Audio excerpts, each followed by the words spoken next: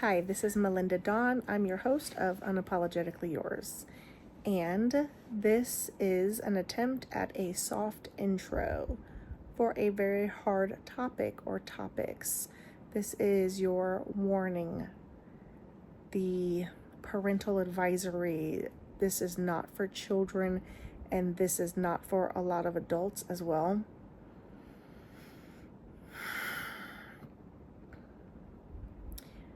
What you are about to see, should you choose to stay, should you feel safe enough to do so, should the topics that I mention not trigger your own personal traumas,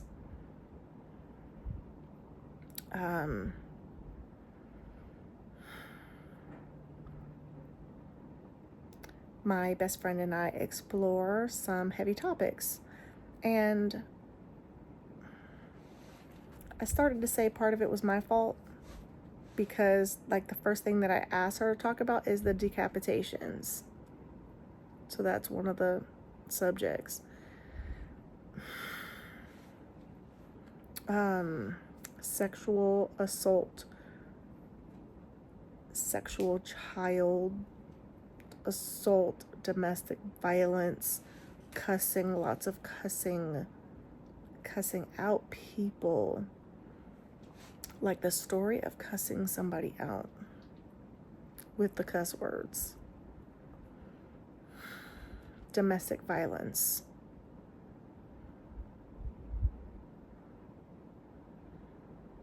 drug abuse, drug addiction, child endangerment.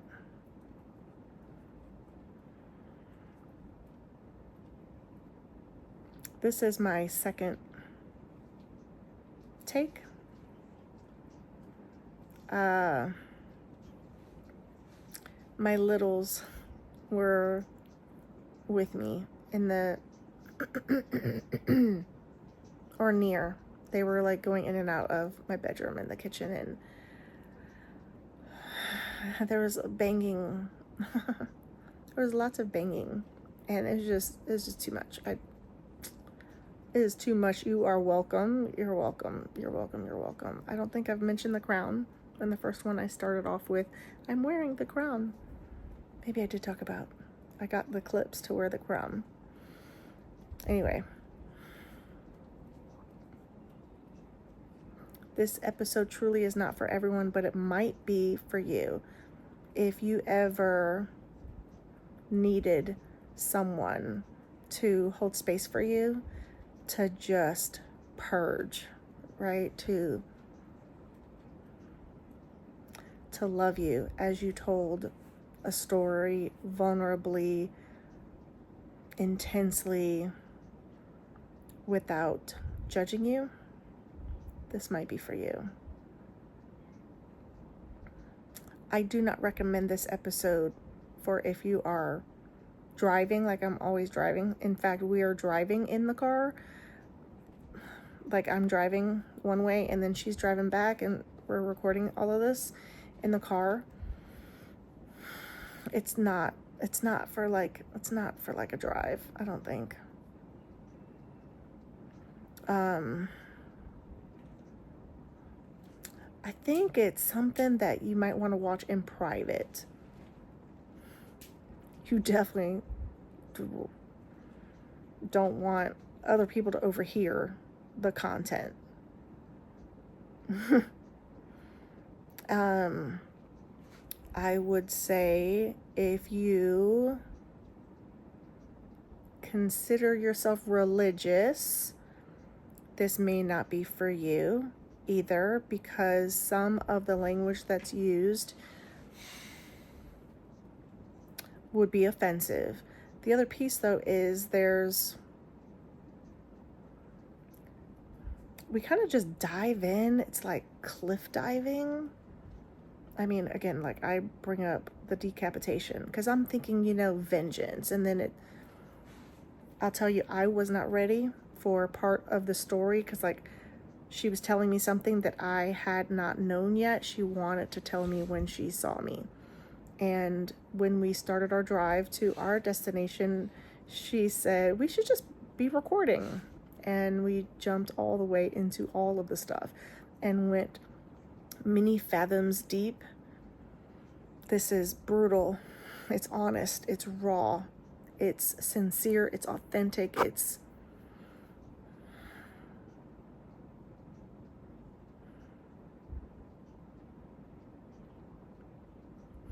pain. It's torture. It's love.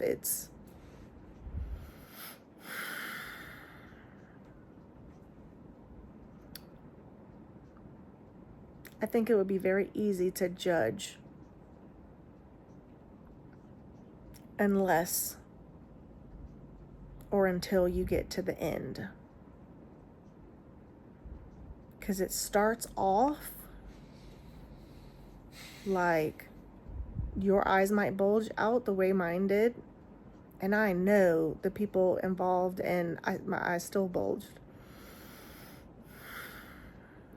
But there are certain people who have certain titles, and you might be of an opinion that you should never talk to that person that way. And again, that's my best friend calling, but I'm gonna have to send her to voicemail. She's calling me back. Lots of opportunity to judge and to characterize or to mischaracterize. But when you hear what has led up to the rage that is expressed, perhaps there will be some allowances or some compassion. I think one of the biggest lessons in this episode is not to judge. It's to recognize that you do not know how hard, how bad, how rough some people have, and to lead with compassion.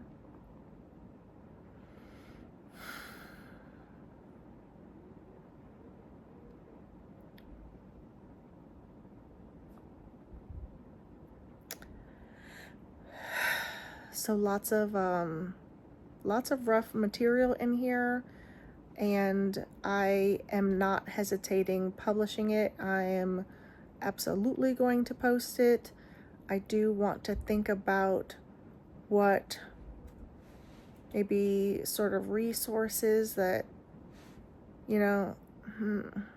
I might, add to it somehow at the end. Like you watch a show and at the end it says, if you or somebody has struggled with this, because one of the other topics is suicide,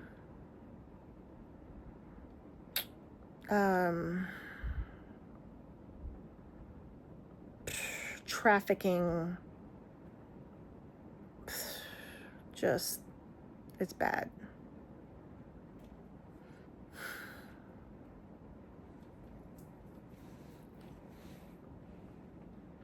Again, if any of these things might hit a nerve in a not good way, in a not supportive way to you or to your mental health or to your sensibilities, then I truly encourage you to just stop here and that's it, and see me in another episode or join me in another episode.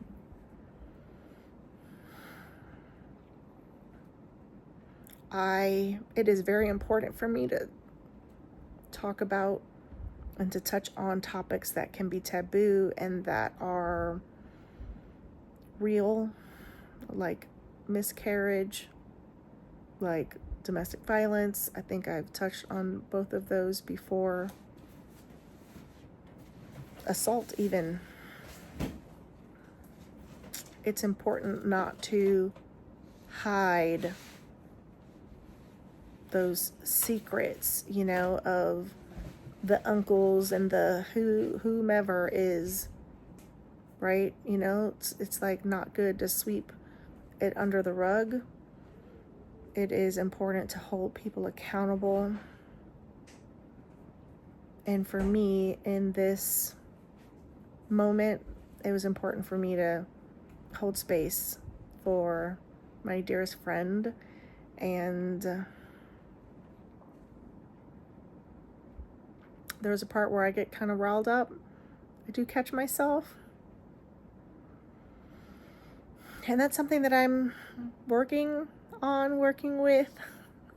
I had this idea, and I shared it today, that I was fully integrated.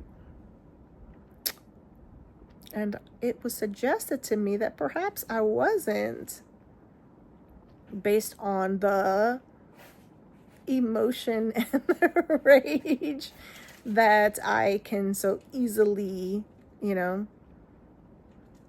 lean into. Or I've had a lot of growth, and I'm excited, and I have joined parts of me that were, I think, separated from me, like joining with my inner child. But there's a lot more work to be done, and I'm excited for you to join me in that work, or, to, I don't know, celebrate with me the wins, and to be present when I don't quite get it, when I am exposing my very human self, if you will.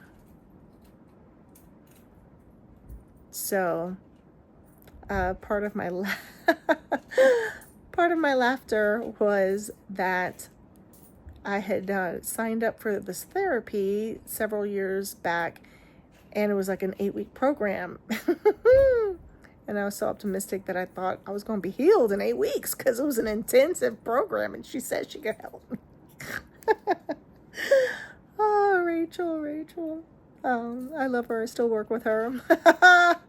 Years later, 8 years later, 6 to 8 years later.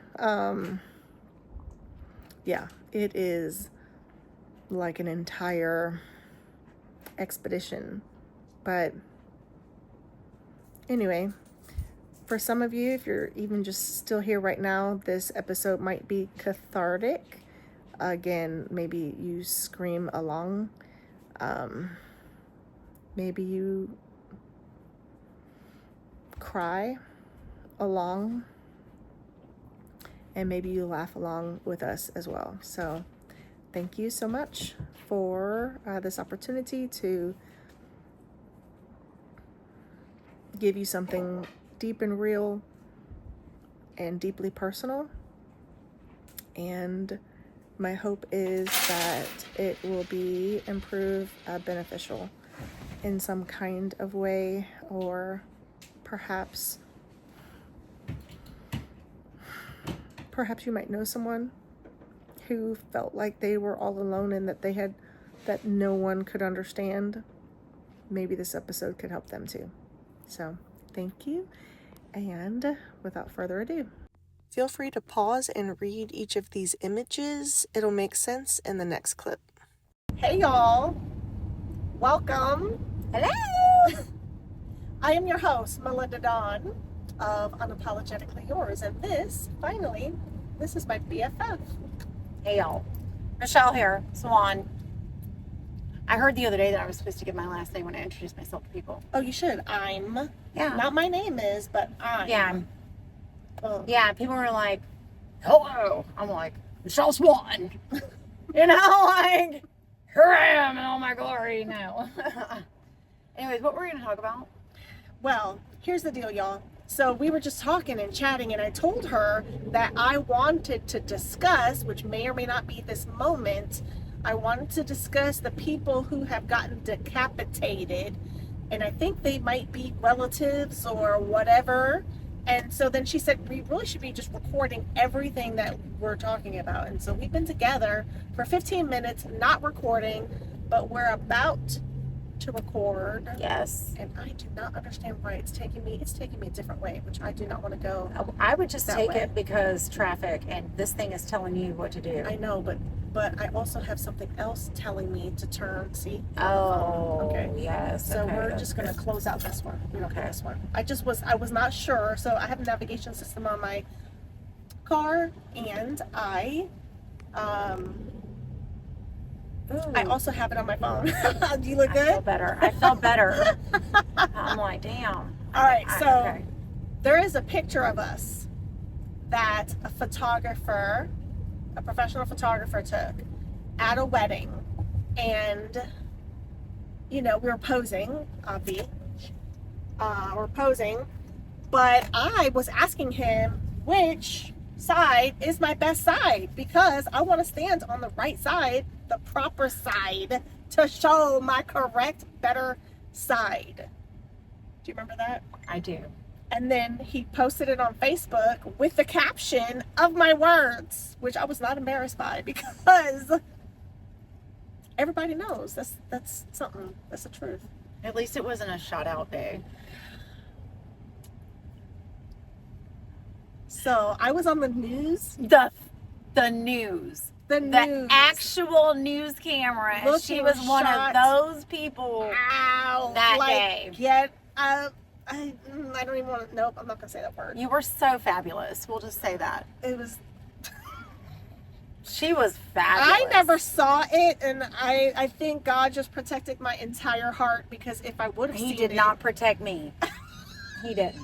I was not protected from that. I got to witness that all on the news. Oh my gosh. And so what had happened was there was a shooting at my apartment complex at the time over by King High School in Tampa, so you know the area. You know how we were living at the Terrace. time. What? Okay. We were young, y'all. We were young at the time. Go. So anyway, that helped me to be able to get out of that contract, which was amazing. But yeah, they saw me, and I guess they saw me looking all shot out. They're like, we want to capture her. So rude. We gotta find. I the wanted to person. be. Listen, I wanted to be on the news. At least you were intellectual when you spoke, because it could have been. It could have been hide your kids. Oh my And God! hide your Well, husbands, you could have been too. famous for it. I mean, I'm just Right. saying, you could have been like wholeheartedly famous. You should have went But all in in. a bad way. I saw everything. I saw it all, girl. Like, you could have been in it to win it, but you didn't. So that was good news. Was me. I was my intellectual Yes, self. you were your intellectual self. So, all right. So decapitated people. Yes. All Tell right, us the so- story. And then warning. Let me just put this warning in. Adult warning. Adult content. Yeah. Because decapitation. This, kids as don't a matter this of is not for fact, kids. you should just. We're going to immediately just go. This is an adult content. Could be explicit language. No, it's not going to be. It could be. It will be explicit language. I Right. assure you. So here we are. All right. And then for the ones that don't appreciate that, so. I didn't see what She didn't I say did it. not- She well, didn't say it. First of all, I didn't see whatever I you did just. this. I'm doing my. I'm being on good behavior. This is a good time to sign out or to stop if this is not for you, and that's okay. And you can join me another time, Yes.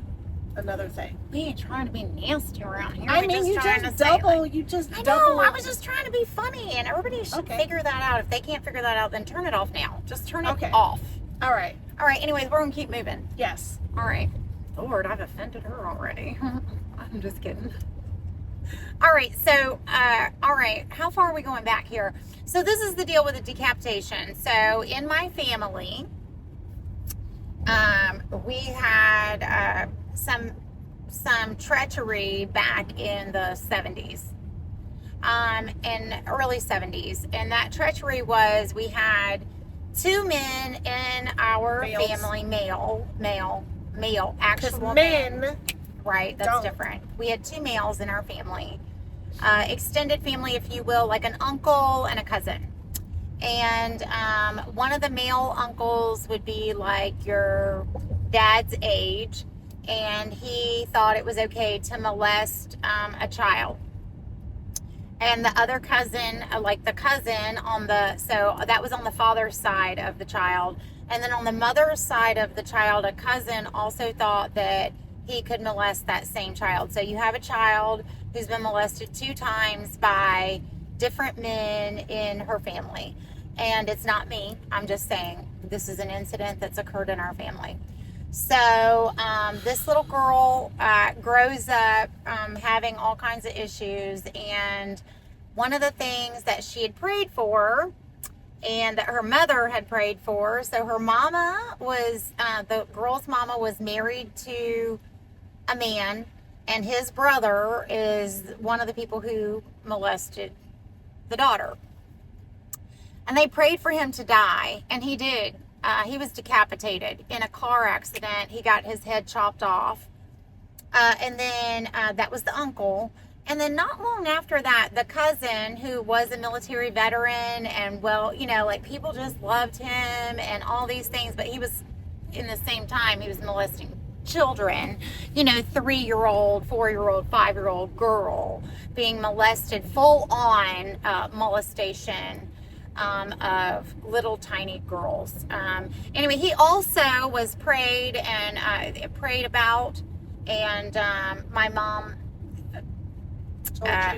told me about the prayers and about the things that happened in our family and how they, you know, prayed for him to die. And he also did die. He was decapitated. So, and it was within the year of just full on being done with them, both. And then my grandfather,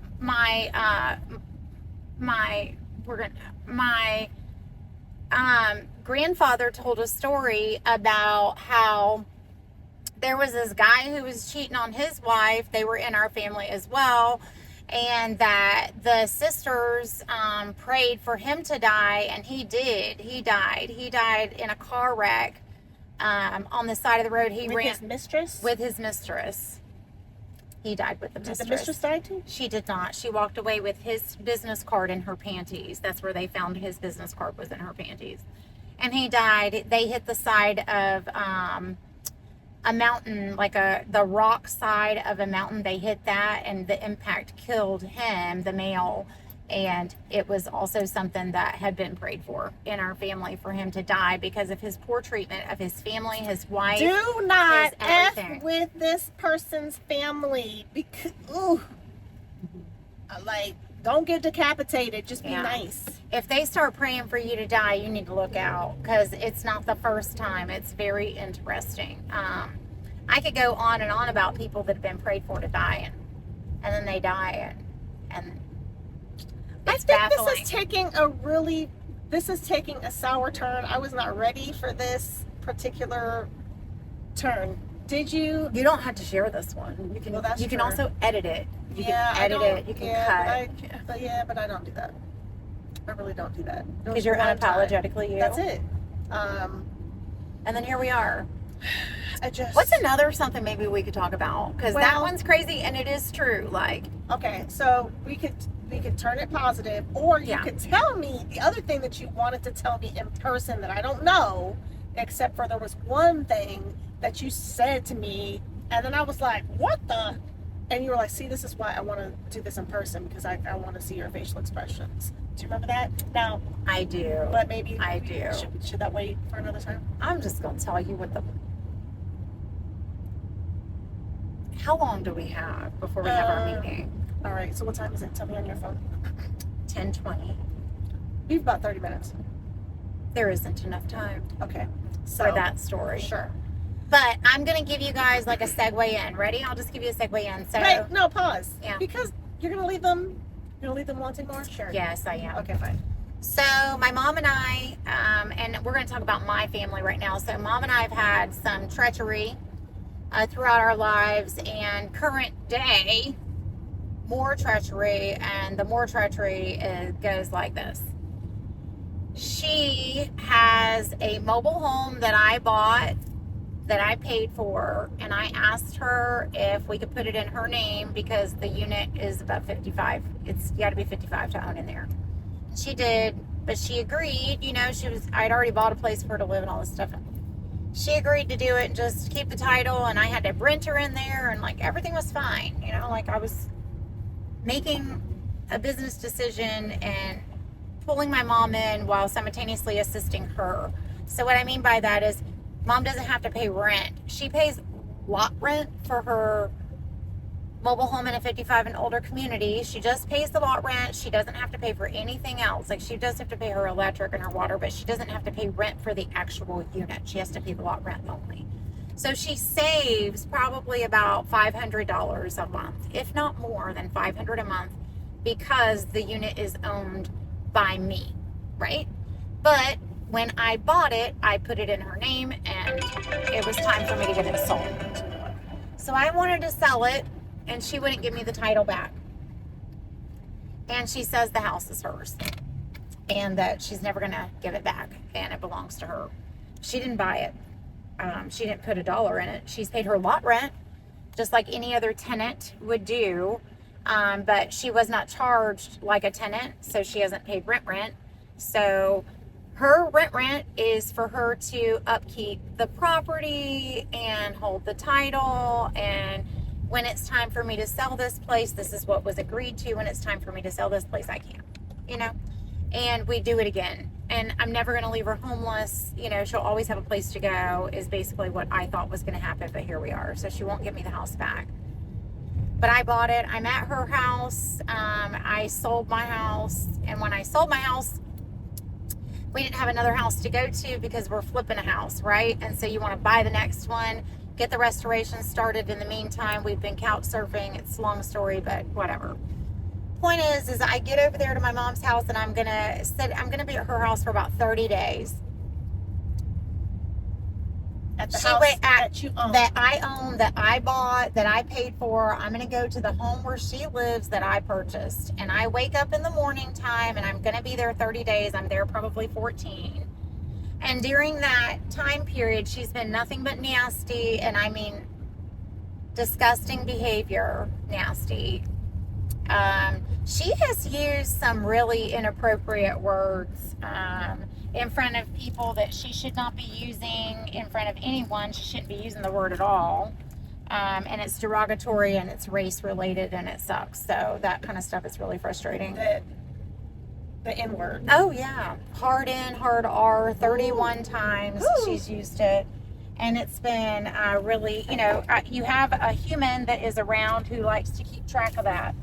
And so I have a human around me who consistently keeps track of how many times he's heard that word out of that person's mouth. And so far it's 31. So needless to say, that's a piece of one of the puzzles. About that person, or just in general? Just in about general, people? just about people, like talking about stories. And Do they say that at her church? I don't think so. Okay. So they... Like, not on the pulpit, but maybe? I don't know, Melinda. Anyways, Okay. So she goes to bed the night before. She wakes up in the morning. I wake up in the morning. I go to the living room, and I'm there first. Like, I'm in the living room. She wakes up after the fact, and I'm on the phone with my sister. Like, I wake up in the morning. I'm talking to my sister. Not the same mom. We don't have the same mom. So my sister lives in Alabama, different moms. So I'm talking to my sister, and she says, I'm on the phone with her. My mom comes out of her bedroom, and she storms out of the bedroom, like stomping her feet through, and she comes over to where I'm sitting in her chair. And I said, "Good morning. Would you like for me to move out of your chair so that you could sit here?" And she says, "No, but I want you to get out of my house."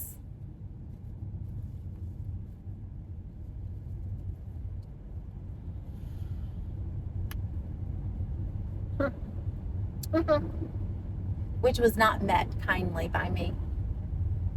And I said at that moment, I completely understand what you just said, because I would like for you to get out of my house that I bought, that I paid for, that I rehabbed, that I, not you are nothing more than a tenant who does not pay rent here. You pay lot rent and nothing else, but you do not pay rent. This is my house. You've stolen it from me, you fucking cunt. And I'm sick of this shit. I'm tired of dealing with fucking you fucking no good thief, bitch. Anyways, I leave out of the house, and then she threatens to call senior whoever on me for senior fucking abuse Because you cussed her. because I was cussing that bitch for stealing my motherfucking house from me. You fucking low-life cunt. And so she's been told that she's a low-life cunt multiple times since then. And not only that, I left the house that day and went to Waimama. Do you know that bitch had the fucking audacity The to caucasity. get into her car and drive 30 minutes to Waimama, jump out of her car and run over to my car window wanting me to talk to her, beating on my fucking window. I put the window down to talk to her, and she wants to apologize to me. But she wanted to apologize to me, but, bitch, she said the word fucking but. No. When she said the word but, No. the word but Mhm. was the wrong motherfucking word to say. That is the wrong word. It was the wrong word. There was no but for this. So then I said, let's go, bitch. I'm fucking done with you, bitch, right now! And I scream like that in the front seat of my car while I'm clapping my hands like that, and I throw the car door open and I get out. She's like, go where? Go where? And I said, inside the fucking house, bitch. Let's go now. I need witnesses for what the fuck I have to say to fucking you, bitch. Let's go. She thought I was getting out of the car to beat the shit out of her, for starters. That is not what happened. That's not, because I've never hit anyone to this very fucking second. I've never struck anyone, ever. Not with my physical hands. I will strike the fuck out of you with my words, though. And I did intellectually walk her inside to Aiden, to Yomi, and I gave her every single bit of her thieving ass fucking business in front of both of them. Then I called Aiden out and I said, Aiden, who bought the house? Did she buy it or did I buy it? He said, Mom, you know the answer to that. I said, I sure the fuck do know the, and I kept using the F word on purpose. I sure the fuck do know the answer to that question, very much so. But I need for you to say it out loud to this fucking bitch right now. Tell her whose fucking house it is right fucking now. Like that. That's how it all went, like that. So he says, you bought the house and it's yours. And he looked at his grandmother and said, it does not belong to you. And I said, and now you can get the fuck out of this house and don't fucking come back. Because nobody, and when I say nobody, I mean him, me, Austin, Tim, Lena, fucking everybody. Everybody gets a knot in their stomach when you pull up to this fucking house. So don't come back, bitch. Do not fucking come back here. Get out and don't fucking come back. Get the fuck out of here now. So it went like that.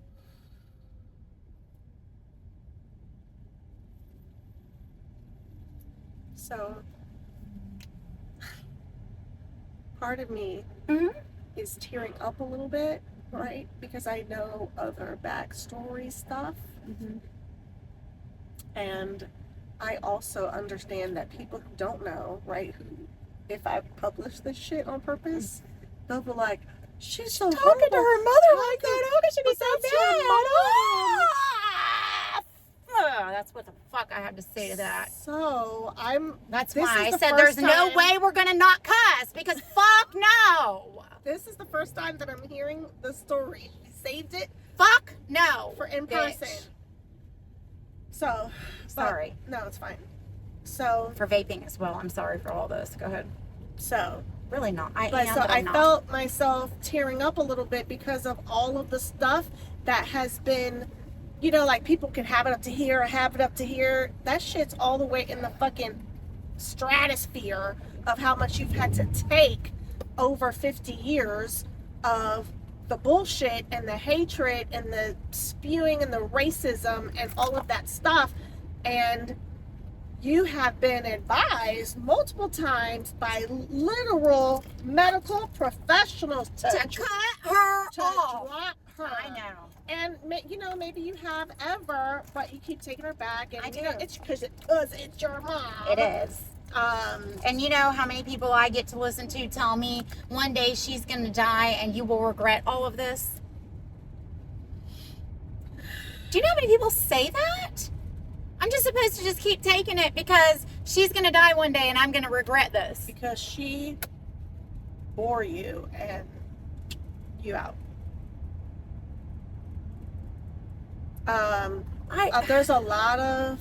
There are a lot of parents, mothers, fathers who are the most toxic and the most damaging to their children, and It's so bad.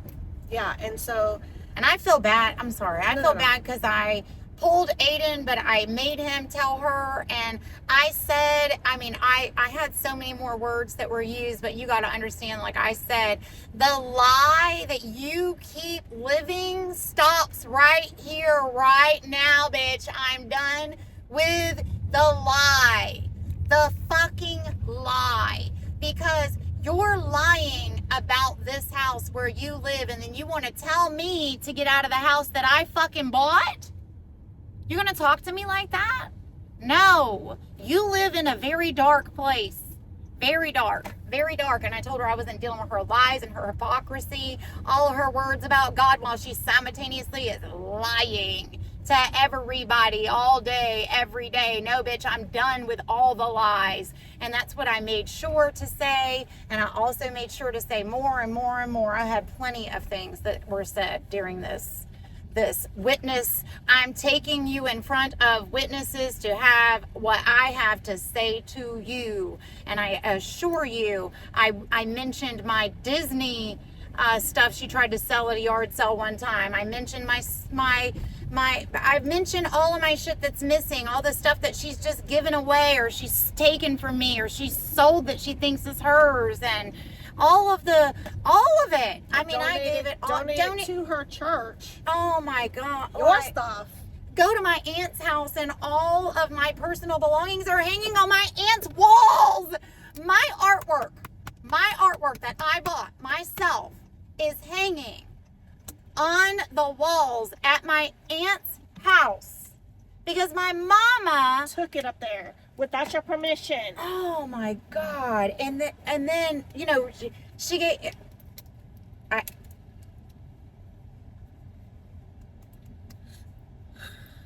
So we've had some really strong words that have been said. And she had even more audacity to show back up at that house 2 days ago. 2 days ago. She showed That's back when I up. called you. Is that the day that I called you? Yes. That was the first time she'd showed back up over there, and it was because she went and got her new permanent teeth in her mouth. Right. And she wanted to come and share her great news with everybody and all this wonderful stuff while you're going to call the police on me, but you want me to see your teeth. You're scared of me.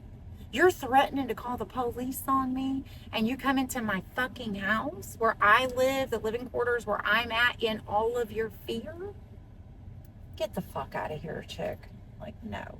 She wants to call senior abuse on me, and she's done all that shit? Don't get me even started, because all that shit happened that day. And then for whatever reason, how your brain registers this information, it's like super trauma. Right? Like super trauma. So when I met with super trauma, then the super trauma of my childhood pops in. So the next thing that happens, so all that's going down, and the next thing that happens is I go and I wash my hair. And I hadn't washed my hair in like a couple days because you don't wash your hair every day. So I go to wash my hair, and then I'm brushing my wet hair.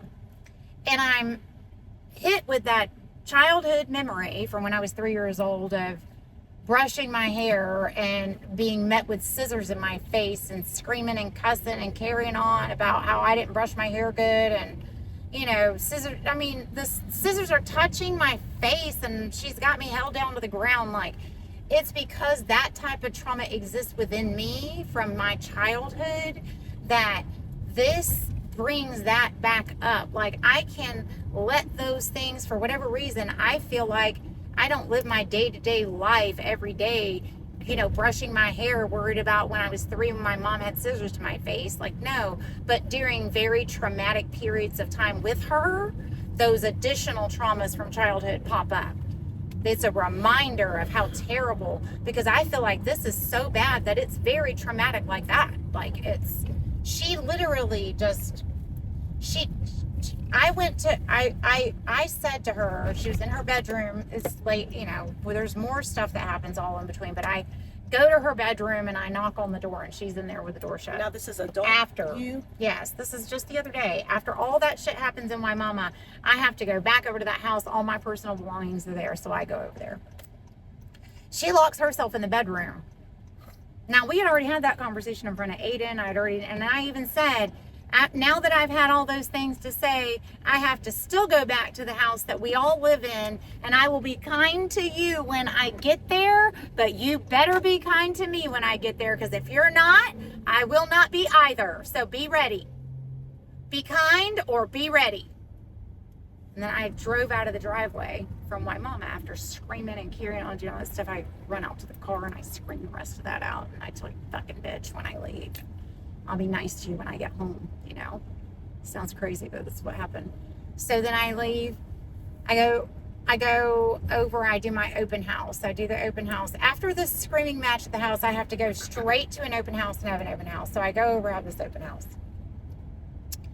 At the open house, I get a phone call from Little Faith. Little Faith is Mary's granddaughter, the one, you know. I get a call from her. Miss Michelle, what are you doing? You know, da da da da. I'm like, I'm at an open house. Well, if you're not busy, I don't have anything to do this evening. I would love to see you. Well, I know she wants, you know, she wants good. She's trying to get a woman mentor who's not got rats living in her house and roaches and not doing drugs. Like, she's looking for good shit. So I go over and I go and pick her up. And while I get her in the car, she no more than tells me. So I've had this fight with my mama already. Now I got Faith in the car, and she tells me that they didn't get their food stamps this month. She hasn't eaten all day. They don't have any food in their house, and she's not sure what they're going to do. She hasn't eaten in like 16 hours when I pick her up. So I take her, go get her something to eat. I call mom and say, now listen, I call mom. And I say, hey, I have a family. I don't tell her who. I have a family that didn't get their food stamps this month. And they don't have really a bunch of food at their house, and there's 5 people and they need to have some food.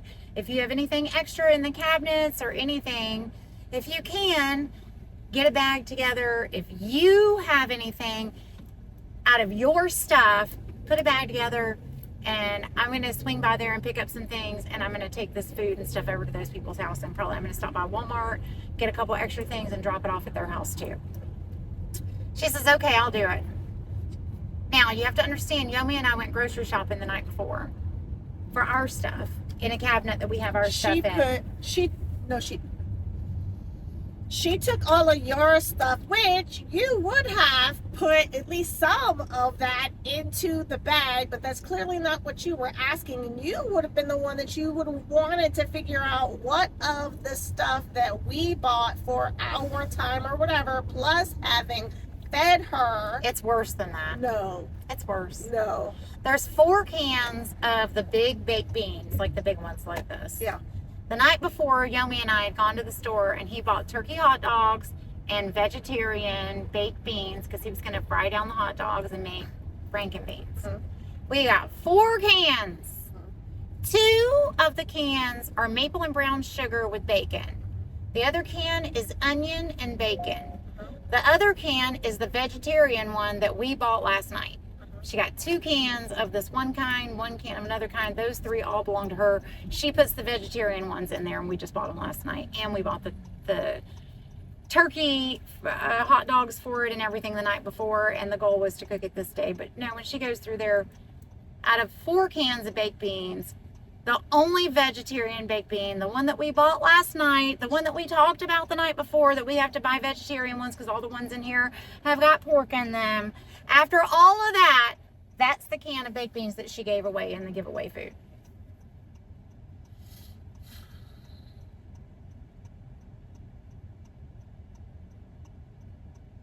And when she packed all of the shit, because I wasn't ever going back to her house, she knows that. I told her. Her house. Yeah, my house, her house, whatever. I wasn't coming back over there until I go back over there. Point is that I'm not going over there, right? She packs everything up for the boys and Yomi to come over and pick everything up. So he goes through it.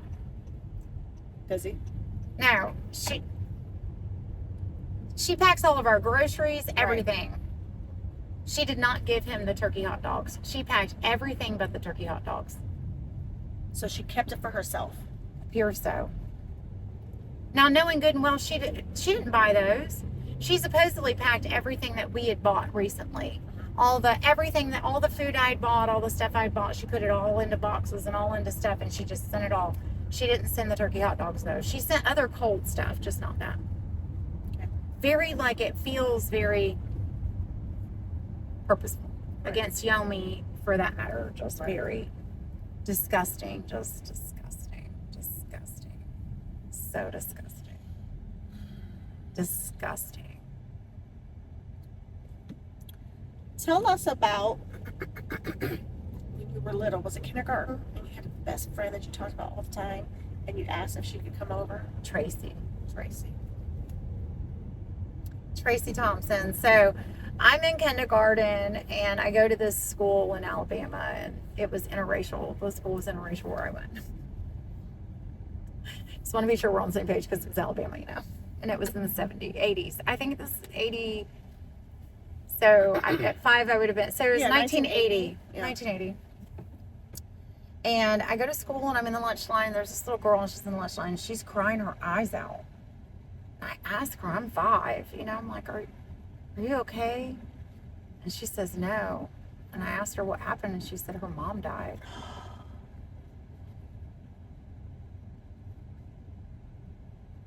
I don't think I've ever known that.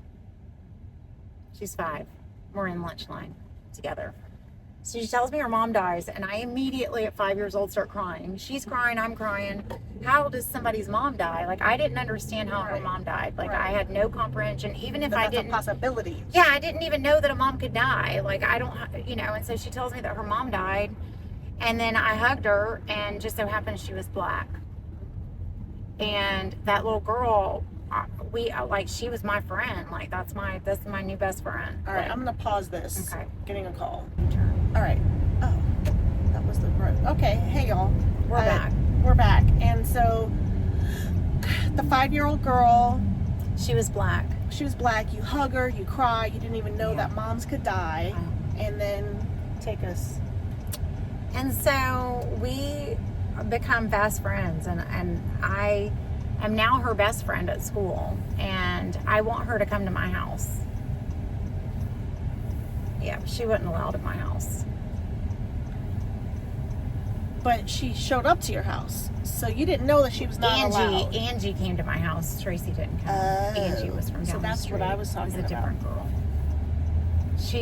Oh God, Angie showed up at my house, and she was black. She had to leave. No, tell us the whole thing. Like, you'd been talking about a girl to your mom. Yeah. And are you talking about when she took me to her house? No, we went to because Angie's your mother house, opened the door, and there was a black girl, and she closed the door. That's all right. Oh God. Who's that? Oh Lord. That was actually that was Angie. That was Angie. That was at my. So are you talking about in Alabama, or are you talking about here? Because you talking about when I got beat half to death? No, but we can. When I was a small child. No. Let's go to the. Can my friend come over? Of course. And then my friend shows up, the door, and she's black, and she shuts the door. She's not allowed here. She slams the door in her face. Yeah, she's not allowed here. But then she opens it again. Black people. I don't know. I don't even remember, Mel. Tell me, because I don't even remember right now. I'm like, fuck, tell me. Because I'm like, I'm trying to remember it. I'm like, what is it? Tell me. So tell me. Yeah, I just, from what. I have so many childhood things but you have to also note I've done a lot of childhood work. Mm-hmm. Like, I don't know how to explain it, but when I went over and did that thing in Colombia, that dude told me like a lot of stuff just kind of got wiped away. There's still stuff that pops in. Okay. But stuff that's gone. Like, I don't know how to explain it. But I know that, like, with Tracy wasn't allowed at my house. Mm-hmm. I know that Angie Angie, it got her. She showed up at my house. She wasn't allowed there, but I don't know all the details of everything that happened. But I know that she was not allowed at my house. Like, black people were not allowed at my house. That's it. And you learn like what they were. You know, like I didn't know. You don't know until you find out. And Tracy, poor thing, like I was friends with her all the way to the 5th grade, and she was never allowed at my house the whole time. And it's bad. And the other, I mean, when you're raised in racism, so you go to school with everybody who looks different than you know, like it's you and everybody looks different, doesn't matter what color they are. They look different because it's just you don't have an identical twin, you know. So everybody looks different, but if people had darker pigmentation, you just weren't allowed to be friends with them. You know, like I was friends with them, but you definitely weren't allowed to date them, and they sure weren't coming to your house. And then that's disgusting because that's a human being. Like, what the fuck is wrong with you? And then you go to church. They want you to go to church every day of the week while they simultaneously hate people just for the pigmentation of their color, their skin. Like, no. All of that is just, oh, it's so nasty. And then I actually heard from Adrian this week, the guy that I got beaten half to death over when I was 14. Wow. I still talk to him. I think that's pretty extraordinary. He's finally out of the military. Oh, what a servant he's been for our country. Extraordinary servant for our country. I need to know the story. I got to figure this out. All right, so Tracy comes to my house. Angie... No, Tracy wanted to come to my house. Angie wanted to come to my house. Neither one of those girls were ever allowed. Inside the house. I can see Angie pulling up in her mama in a white car. But she wasn't allowed in the house. I just... Reject. One time I know I was going to somebody's house and pulled up and it was a reject. I wasn't allowed to go there. Why though? People would have been good to you. They would have been good. Like, what is the deal? That was the whole thing that Mom was telling Yomi about stories from when she was growing up and all her little friends were black. And then the next breath, she's using the N-word. Right, and it's never allowed you to have black friends. It's just bizarre. But when you start, do we know where he is? This is a cute little town. Where are we? I am not going to say on this recording. All right, listen, we are almost at our destination, so we're gonna sign off and get back to you.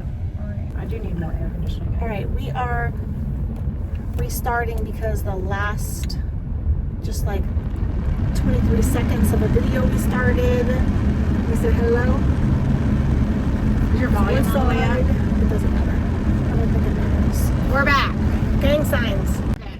Because This is my peace sign. yes, no, I know, but then I did this. What sword? I just had lunch and a drink, and I'm a lightweight, so I need these 40-something minutes to let the food mix in with the drink. All right, so Here we are. here we are. Here we are. You know what? We had a show. I'm not going to share what it was, but over lunch, she vulnerably shared with me some of the pieces to her childhood history. And my heart just opened up to swallow her in a hug. Such is life, you know? Yeah. So, you never know. You never know what someone is dealing with, Or what they've thinking been of, through. what they've been through, what has led up to all of the words that could be spoken in such a way to someone that you're not supposed to talk to that way. You don't know. And really, I am going to say something. I I did this thing to, you know, to sort of like calm myself to not say it, but I'm gonna need all of y'all to stop saying, but she's your mom, but he's your dad, but He's your brother, he's your sister, he's your because cousin, he's your none family. of that matters when they violate you. Period. When they violate your peace, when they bring their chaos into your world, none of those titles mean anything. We put so much Emphasis, Thank if you. you will, on Thank you. familial relations. Yeah, or you know, people of, you know, supposedly good repute. You know, people who are police officers, people who are teachers, people who are pastors. You know, we think they are good and that they're supposed to serve and protect, or they're supposed to, you know, guide someone spiritually.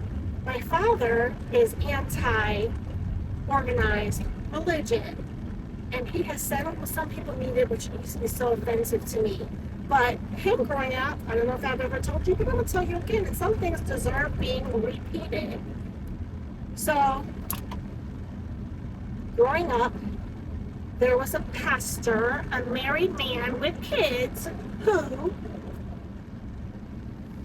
would come to his mom's place, and so his aunt, my mom's sister, was there, right? He would come over and they would be serving him dinner, whatever the case may be. And it's like, oh, that's so nice, Pastor so-and-so. My father's nickname growing up was Bishop because he was so into the Lord and into the Word. Everybody just knew he was going to be a bishop, you know, and I don't know, whatever church does that, Mount Zion, Annie, something, I don't know. Bish, they also call him. S-H. Anyway, that pastor got his auntie, my great aunt, pregnant. She had a child out of wedlock. He was married with at least a child, someone who's quite famous, actually. I'm not going to name drop. And my father also saw him at the beach with young girls. And thought at the time, this is before his auntie got pregnant, thought at the time, oh wow, you know, he's even doing his work there. He was doing some kind of work, some kind of ungodly stuff. And so you don't know. And there's so much, you know, I'm going to touch on domestic violence as well. You know, it's, oh, but he just does all these things for you and he just seems so loving, but he's, you know, he owns this charitable organization, and oh, but, you know, he treats your son so well, and oh, and they have all of the things to say that's so nice, but they don't know what's happening behind closed doors. Oh, that's for sure. You don't ever know what's happening behind somebody's closed door, because I can promise you I've seen the things that happen behind a closed door, and you would never, ever believe in your mind that that person would behave that way behind those closed doors. Behind your closed doors. Oh, my own closed door. My own closed doors. I've seen it behind some closed doors I've been behind the door with. It's like, no. And then you know for a fact, you're like, no, like this person is not good. I promise they're not good. Not to the depth of their core. They aren't looking out for the betterment of others. They're just looking out for the betterment of themselves. That's Right. And I mean, I understand some selfish ways, and I understand that, but not at the detriment of my peers and my family and the people I love. Like, no, you want the best for all of them. I do. I want the best for all of us. It doesn't matter.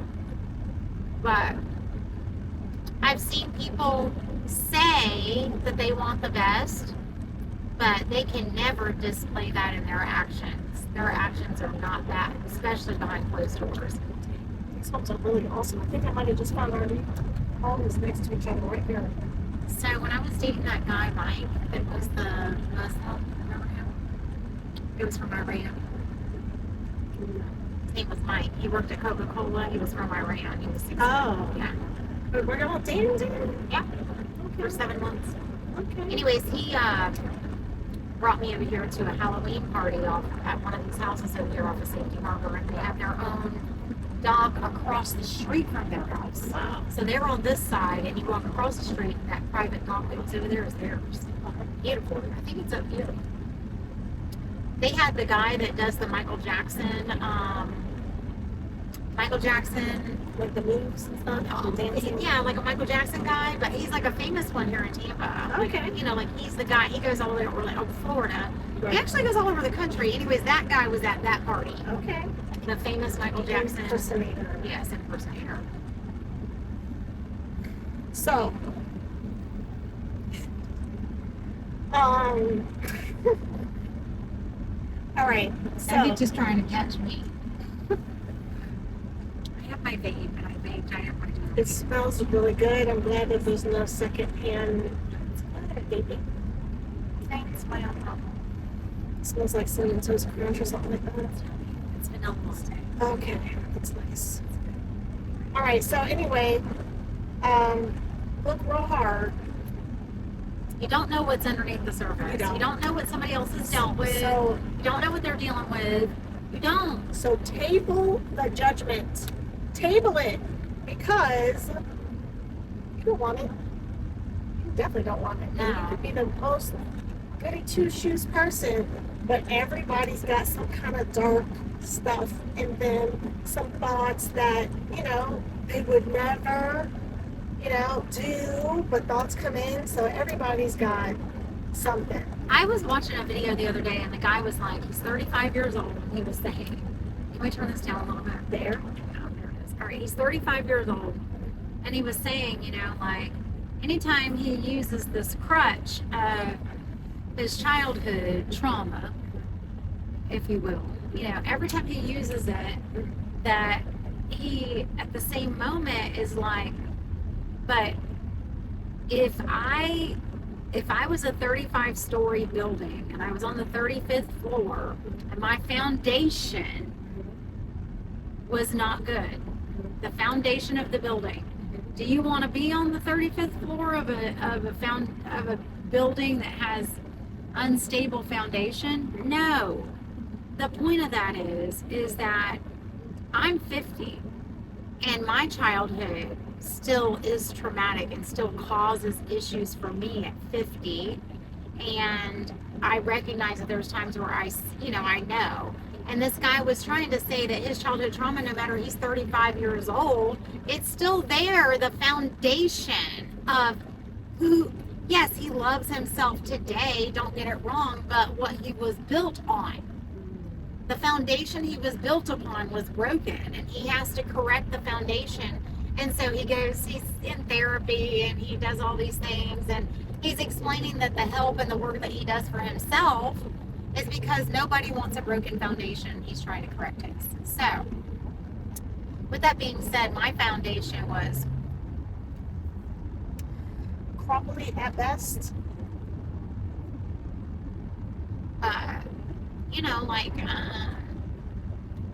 Ritz crackers that you smash up to create the pie crust for your, Okay.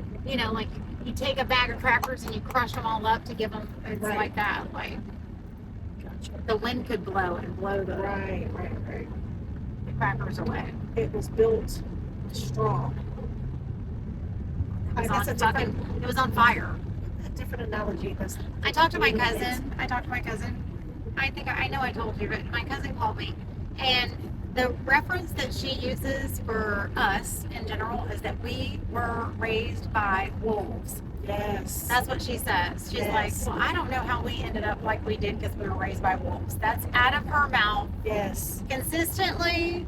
She's like, her children told, oh God, I was talking to my cousin this morning, and she said that her kids told her that no wonder you act like that. You come from a family of nothing but crackheads. And she was so offended. Yeah. She was so offended My eyes because just bulged out. her 14-year-old son told her that you act like that because you come from a family of nothing but crackheads. No wonder.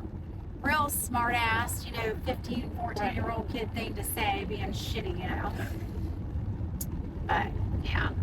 And I'm like, not everybody is a crackhead, I told my cousin. I just saw a half-naked woman outside, and it's fine. And maybe she has some sort of bikini top thing, but I just have to say it out loud. And she was collecting all of the UV in the sun, and good for her getting all of that. And she had long hair, and maybe it was covering the tatas. She was in her own private places of the was naked. Tampa Bay is gorgeous. It is. It really is. So, the other thing that your cousin told you is thank you for being... Oh, God, thank you for being normal.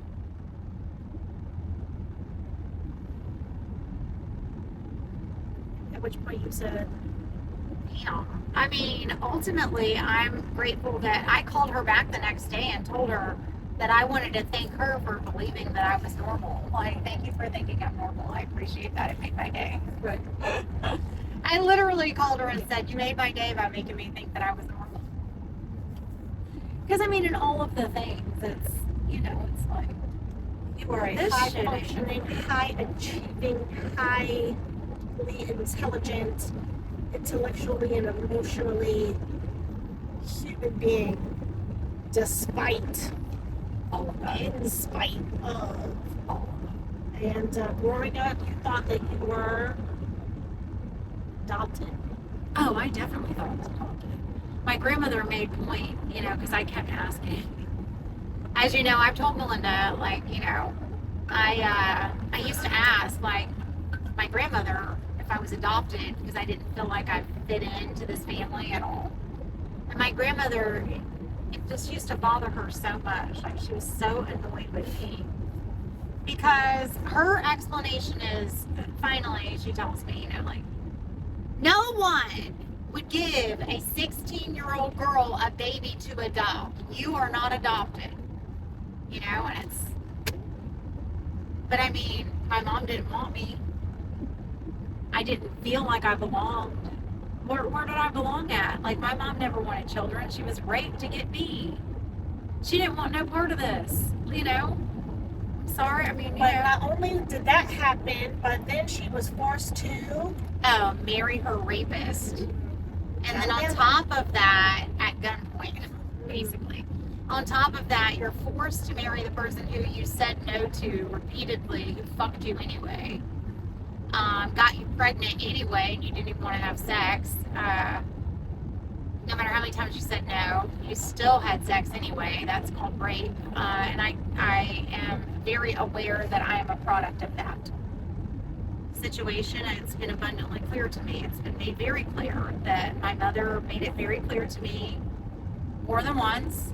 She never wanted children, ever. That's number one. Number two, I am the product of rape. And if she did want a child, she wanted a boy. She definitely didn't want a girl. Matter of fact, when they told her I was a girl, she told them to put it back, and she didn't want it. She didn't even have a name for me picked out. She only had boy names picked out. She just did not want children. And then the fact that she was going to have a child, she only wanted a boy. And then she ended up with me, which was a female, and that is not what she wanted. She didn't want kids, and she sure didn't want a girl. But here I am. I'm here. Now, she did do one thing right by you, more than one, I'm sure, Plenty. over the span of 50 years. I got braces. Nice. What else? I went to modeling school. Yes, tell us about that. Oh, shit. Modeling school. Modeling school's phenomenal. So, Barbizon Model and Talent, I'm just going to give them a shout out because I do feel like their program was amazing. 12 years old, I started with them.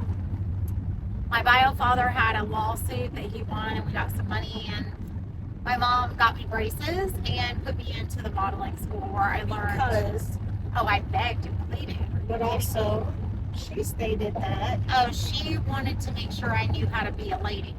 because She did not know how. She did not know how to be a lady, so she wanted to make sure I knew how. And they taught etiquette courses, how to eat at a dinner table, how to walk up and down stairs, how to wear heels, which I wear every day. How to just be a lady. like full on, like to walk, talk, put your makeup on, fix your hair, all of it. It was really an amazing situation.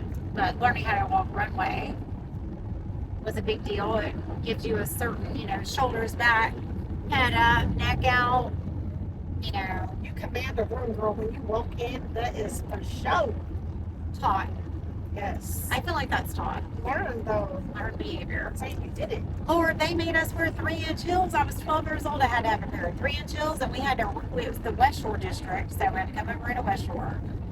3-inch heels had to be purchased, and I had to get those in a 10 wide because I mean, can you imagine a 10 wide heel at 12? So I got a 10 wide heel, and then I'm running around. They make you run, so we have to run the parking lot of the Cypress building over there, So we would run around the whole building in heels. Because they wanted to make sure nobody twisted their ankles on that runway. You had to learn how to walk in your heels, then you had to learn how to run in the bitches. Like you had to run for real. And you had to be able to change clothes fast. You got to change your clothes. You got to be able to get in and out of stuff. You got to, your makeup needs to always be ready. You need to know black and white, color, all of it. It's very interesting. Even down to how to plug your eyebrows. Okay. Yeah. You take your thing and you line it up like that. Right at the corner of your nose. Your tweezers. Okay. That's how you line it. Can teach you later. Anyway, so yeah, interesting stuff for sure. This life has not been an easy path for me. Tell us about the because you mentioned it earlier. It was in Florida, and you got towed up because My friend was black. Yeah. I come from a long reign of family members that are racist as hell while simultaneously being Christians, and we're in church all the time. Christian. Well, you're in church all the time. Yeah, but I'm just gonna put the air quotes on it. Christians, yeah. Christian. Yeah. Love That's thy neighbor right. That's only if they're white. Doesn't work that way. Anyway, that's nasty. At 14, I had gone to the mall with my girlfriend Teresa, who lived across the street. And my mom dropped us off at the mall, right? And she was hanging out with one of her girlfriends, and they were hanging out. Mom comes to pick Teresa and I up from the mall. 9 o'clock when they close. Well, I don't come outside till about 9:15 because I ran into a friend of mine who worked at Spencer's in the mall, and I went to school with him. He was a guy. He's black. My friend from school, black guy. I waited for him to get done with his job at Spencer's and close up his stuff and come outside. We waited for him, inside the store, and he closed up shop. He walked us outside. Teresa was standing here. He's standing over here. Teresa's here, and I'm over here. I'm furthest away from him. But, buddy, when I got in that car, my mom was outside. I was 15 minutes late. I wasn't going to embarrass her by walking out of here looking like a in-lover. And the embarrassment that I brought to her in front of her friend was astronomical. She was really embarrassed, and I got beaten bad. My stepdad, you already know Melinda, but she's beating me. I got a coat on, it's cold. She's got a belt in her hand, she's beating the shit out of me. And I'm in the floor, like on the ground, like in a ball. Fetal position on the floor, covering yourself, and she's just beating the shit out of me. And I had whelps on my back for a week. But through my coat, through my clothes, through the coat, through everything, and I got beaten like that for being friends with and being seen in public with, walking with the guy because he was black and he was male and he was my friend. My dad did come in and rip my mama off of me because she was beating me and I was on the ground. He put her up against the wall, and it was a whole thing, and he told me though that day not to ever let her do that to me again, that I didn't have to put up with it. And if she ever did that again, he gave me permission to defend yourself. Defend myself. Yeah. He did that day. He gave me permission that day to no longer take it. And I'd been taking it, shit, I was 14, I'd been taking that shit my whole life. That wasn't, I mean, you know, if you're 3 years old and your mama's got your hair in her hands and holding you on the ground with the scissors to your face and screaming at you to the top of your lungs because you didn't brush your hair good, that's your whole fucking life. Now, at 3 years old, what else were you doing in the kitchen? 5. Sure. But at 3 years old, what were you doing in the kitchen? Oh, I cooked. What did you cook? Oh, shit. So we had a gas stove that you had to light the pilot with a match. Okay. And I used to light that pilot match myself, and I would cook my own eggs and my own food right there. I know that's hard to believe. It's hard to believe that a 3-year-old can do that, but I had a diaper on, no shirt, no shoes, the chair pulled up to the stove. I had already lit the pilot. I already had my eggs cooking, and my cousin Judy comes over to our house to the front door and walks in and finds me cooking my own food at the stove. I had already had toast going. I already had my food cooking. Butter was in the pan. The eggs had already been mixed up. I was already cooking. Where was my mom and my dad? They were in the bed. My stepdaddy, they were in the bed asleep. And I better not fucking wake them up. It didn't matter if I was starving. It didn't matter what it was. I could not wake them up. Then mom tried to tell me the other days we were talking about, because I wet the bed until I was 10.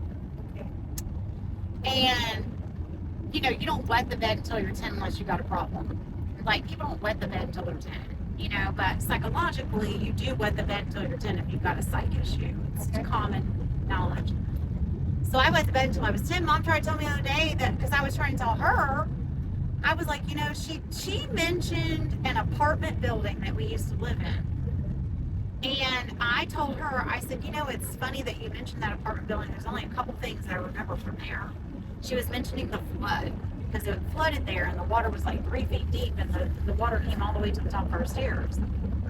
I was little. I lived in there, you know, I was a tiny girl. And anyways, she mentioned this flooding and she wanted to know if I remembered that. And I said, oh, I do remember that. And I also remember peeing in my bed. Like, I had peed the bed. I was 3. And I peed the bed, and she made me wear a diaper during the day with just a shirt. And I couldn't wear pants. I had to go out. I was forced to go outside and play. I was embarrassed because I was only allowed to wear a diaper. And even at that age, I felt like I was a big girl and that I didn't need a diaper.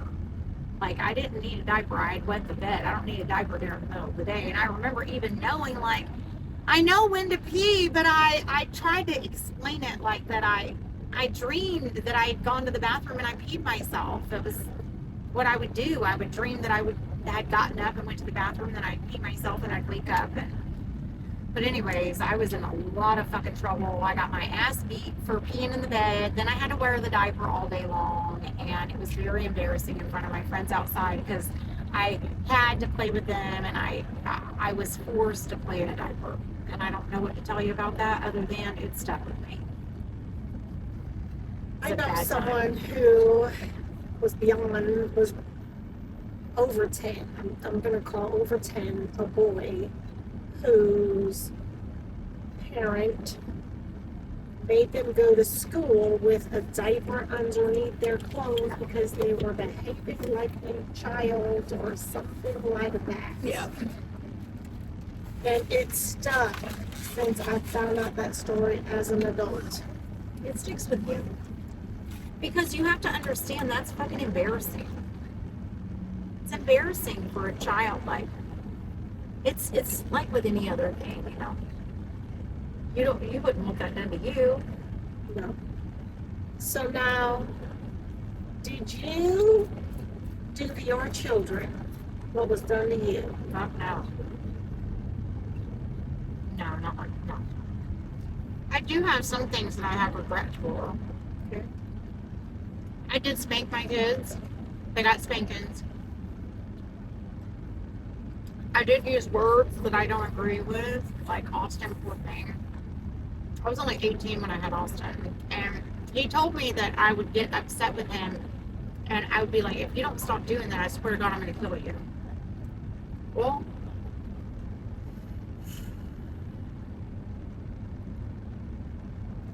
I would have never killed him, ever.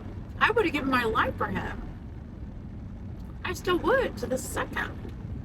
Those words were really hurtful, and I know that.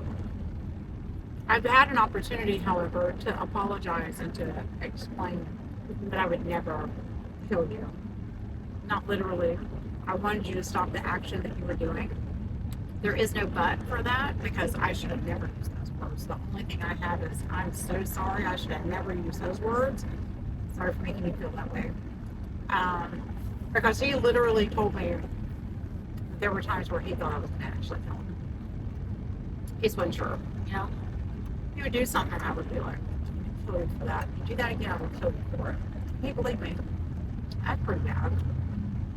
I remember I used to come over, so you were a single mom, and you were married, you know, you married, what's his name? And I'd come over, and you'd be putting him to sleep, laying on the bed, and I'm like, what are you doing? Oh, God. Yeah, that's a piece of that. But part of that is you didn't get that. Hell no. And so you wanted your child and your children. I laid down with Austin in his bed every single night and said his prayers with him and talked to him every day. I laid down in that bed. Sometimes I'd fall asleep with him. He must have been 12. Between, like, at 10, I started, like, winding down because Aiden was born. Right. And I couldn't go in there and lay down with Austin because I'd have to deal with Aiden. Yeah. But he was almost 12. Don't But be embarrassed. I'm not. No, I'm talking about him. Oh, no, I'll be embarrassed. That was. He knows that I did it out of nothing but, like, love for him. Like, I legit, both of them. No, you're not crying. No, I did not want my children to cry themselves to sleep. I had done enough crying alone myself to sleep since I was very tiny. Crying yourself to sleep every day of your life almost, you know, like trying to figure out, like, how in the hell am I going to make it out of here, you know, telling yourself it's going to be okay, trying to, you know, As a toddler. as a small child, like, everything's going to be okay, everything's going to be okay, you know. Or pray, Lord, the one prayer I had most of all is that I wish that somebody else was my parents. I witnessed other people have good parental situations, and I prayed that they, you know, that God, why is this my mom? Like, why didn't you give me a different mom? Why didn't I get a different dad? You know, I definitely prayed those prayers. I wish I had a different mom. I wish I had a different dad. I wish I had a different family. But it's, you know, it's. But all of those Fuck, things. I think I still pray for that sometimes to this day. All of those things, though, shaped you into the woman that you are, who has so much capacity to love and to give and also to accept everybody's bullshit. You take too much bullshit. You hold too much damn space for everybody else's bullshit. Because it's probably nothing comparatively, but It ain't nothing. That's the whole thing. But I think it's amazing who you are and the woman that I know and that I love and adore. You know, to be the neighborhood mom over on Londonwood and for Ann Oak River. and Oak River. For people to come to you for any and all of the things. A Food, lot of shelter, needy people, and I'm going to say I was one of the needy people, but we need each other. She's my person for sure. How many kids do you think I've raised? A dozen. Like raising other people's kids because they're so shitty as parents. And I was better than they were. You know, like, oh my God. but you were able to recognize The poor. through your situation as well. My situation, it isn't like anybody else's. And I know none of ours are, but I met one person who was real close. I was like, y'all should be on the podcast together and just swap stories and mouths just drop. well, But yeah, it's interesting because I met this girl, you know who it is. When I tell you this, you'll know. I met this girl. She really desperately, I think she desperately still wants to be my friend. Like this. She just does. Anyways, she's not my people. I was so proud of you for saying What I said to her, Yes. Because sometimes She's not my people. Sometimes you have to say no. Sometimes you have to say. And another mutual friend of ours, a blonde, healing trip, Blondie, told someone, and I am interjecting, but she told someone who was emotionally needy, I do not have the capacity To deal with your shit. to deal. You are not emotionally mature enough. I can't. I do not have room in my life, to raise you or to kid gloves handle you. I've got my own stuff. This is not meant to be this relationship. We're breaking up. And sometimes you need to do that. It's important for you. So that, because there's a lot of energy vampires. They will suck all your stuff. And so that's what that person did. He didn't recognize boundaries, didn't respect your boundaries, responded to a very beautifully, lovely written, very clear message.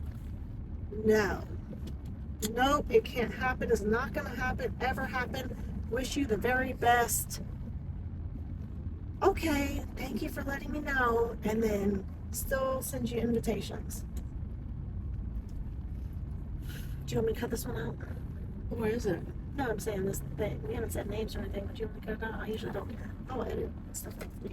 You'll figure it out. I'm just going to publish it.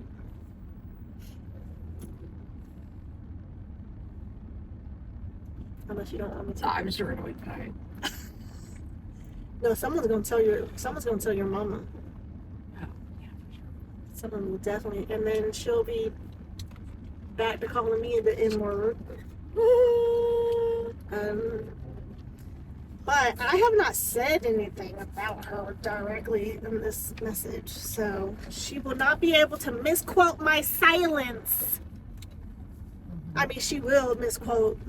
She will say whatever she wants to lie about. But I have maintained, out of respect for her title, I have given her, I think, a more than overflow of love, despite, even though I have people in my life who care about me, who have said they don't like the way that she's treated me or went to make me feel on purpose. Bad, yeah. But I still have given her love because that's who I am. And that's who you are, and that's why she's still around. And that's why she got cussed the fuck out. She did get cussed out bad. That was a long time coming. That was decades worth. That was half a century It worth. was. And it was in front of witnesses. Like, I have got to have witnesses for what I got to say to you. Like, She won't be able to misquote you. Everybody could quote you. Yeah. Ooh. Yeah, everybody knew what I had to say. And not just that, don't even sugarcoat it, because it was not sugarcoated. Right. There was no sugar on There was that. no sugar. No, There was it just was science. salt.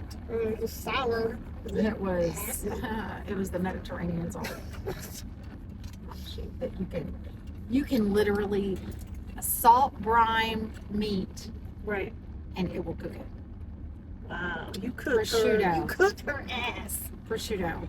I just watched a whole video about how they do that the other day. That was extraordinary. They put salt on it and let it just hang inside of a place for a long time with salt, and then the salt cooks it. Mm. It doesn't have heat. Did you see the video? Is Jordan the Stallion 8, Instagram, TikTok, Tendernism. There's a place in Murrayville. Wait, no, hold on. Murrieta California. Okay. It's called Smokehouse Destination. When you need to go there, the meat just falls off the bone. Tenderism. Throw your glasses off your face. I can't Tender believe all good. those glasses in the bathroom. I'm glad you won. You're welcome. I mean, I saved her glasses. yeah, look at this hair. I almost cut it off. Oh my Glad I gosh. didn't. I almost cut it to here, like right there. Oh, I remember almost when you had short, remember. you had that pixie. You're so gorgeous. I've done it. I've You have. contemplated doing it. Look at my. Hold on, watch. Don't do it. Look at that. Don't do it. Look at this. Don't do it. Don't do that shit. Do whatever I'm not you doing want. it. I'm not Do doing whatever you want, girl. it. I thought about it. I'm gonna think you're gorgeous anyway, no matter how. Thank you. You could be bald, girl, and I'll be like, dang, my best friend is bald, and that bitch is bad. That's funny. Oh my gosh. This traffic is stupid. It's unbelievable. It is stupid, and I'm going to have to tell my friend that I'm going to be late, and You know what kind of music you could play in the background? Hmm. Austin's music. Ooh, yeah. Because you can do a private artist.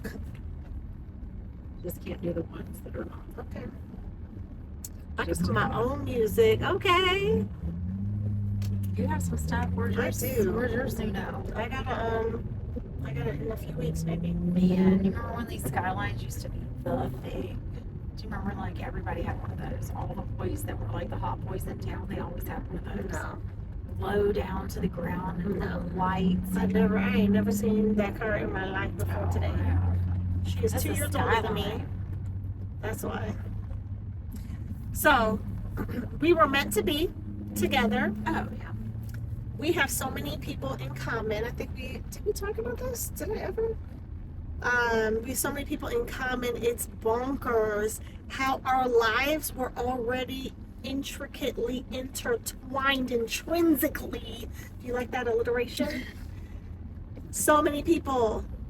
My baby daddy. Who got in a fight in my front yard when I was 14, just so we're on the same page, like, for real. So they grew up in the same neighborhood, Neighborhood. Sugar Creek, We grew up in the creek. in the creek. We grew up in the creek. And then We're creekers. there was Pierre. Yes. Pujols.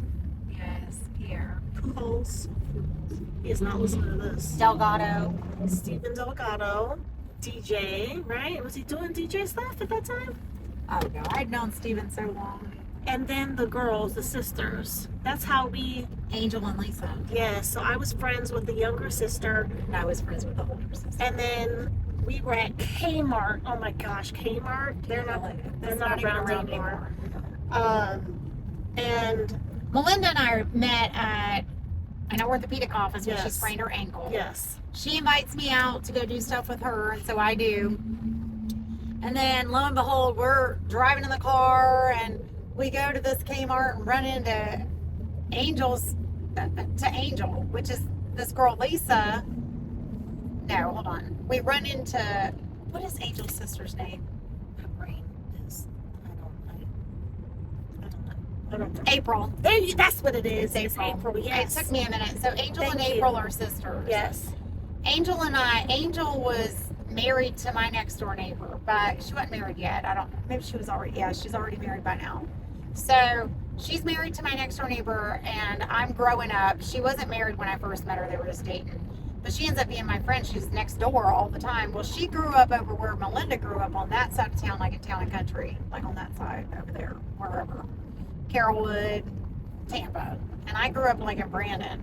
And this girl lived next door to me. Her sister's name is April. Melinda knows April. We go to Kmart. We run into April. And I'm trying to say hey to April, and she's But trying I to say say it hey to first. April, right? And And both she's of like, us, how do you know her? how do you know what? And then I'm she was friends confused. with the big sister. I was friends with the little sister. Age difference. And then let's not even talk about Miko, or we can't. Oh yeah, let's do it. So we're driving, also in the car. You're driving, and this is the Ghetto Mall, What University. are we, 6 months Mall. friends by this point? Yeah. And 6 so months. she says something because she's Were you with? I was with Okay, so Cranston, yeah. she's with Cranston from the Bahamas, and that name is like Familiar. on my brain. Cranston. Like, And, how many people are named that? she's, like Bahamas. And I was like, I dated a guy, from a Bahamian. And you were like, what was his name? And I said, Miko. And then you said, Trayvon Miko Duncombe.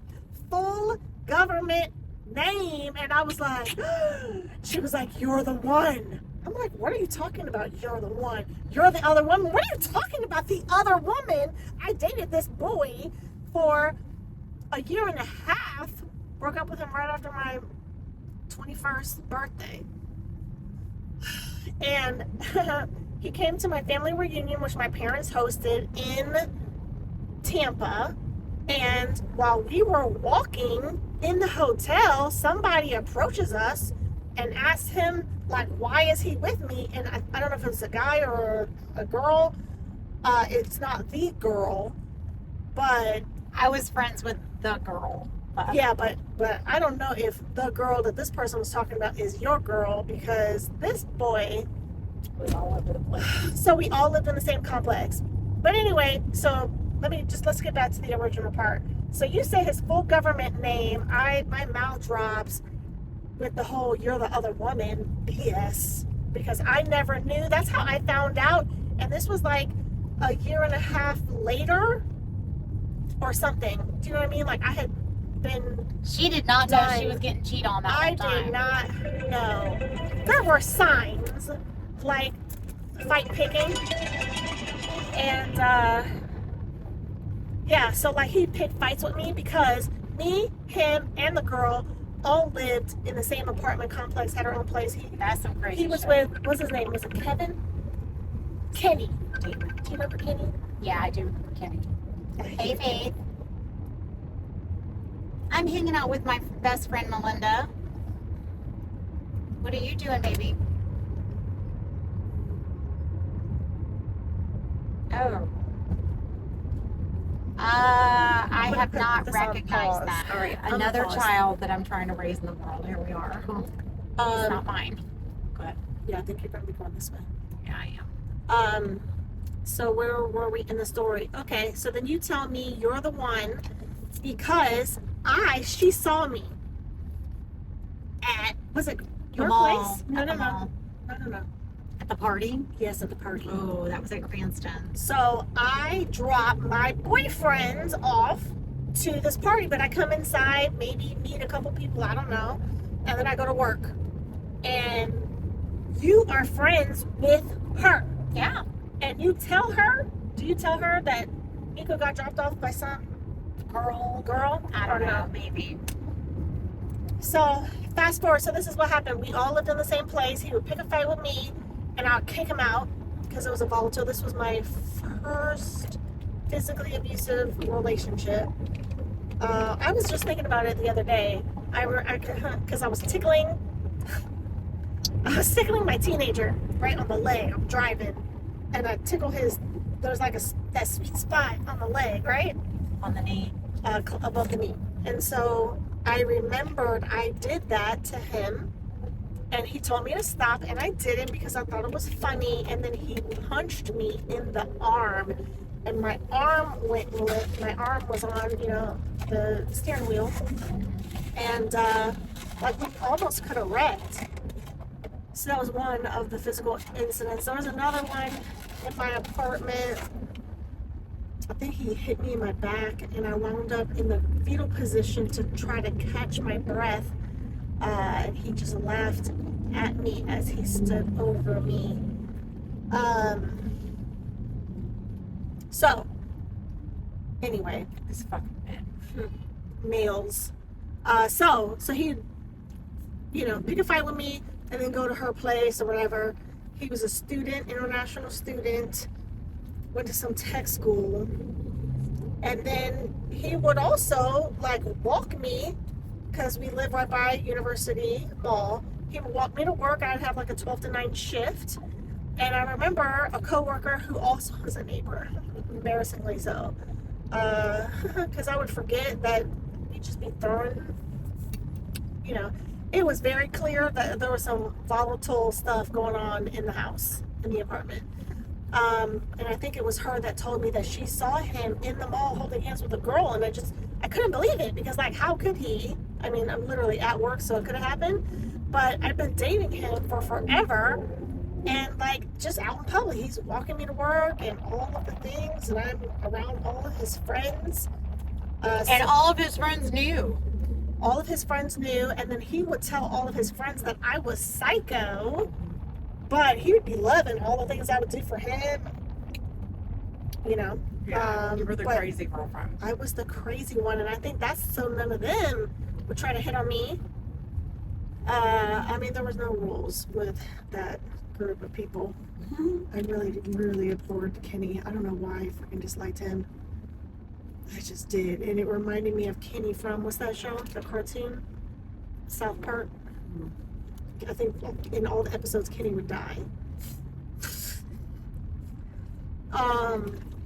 So, anyway. So, that is another way that we were intrinsically interchanged. Our timelines were always, you know, like here and here and here. And now they're just fully merged. Been that way.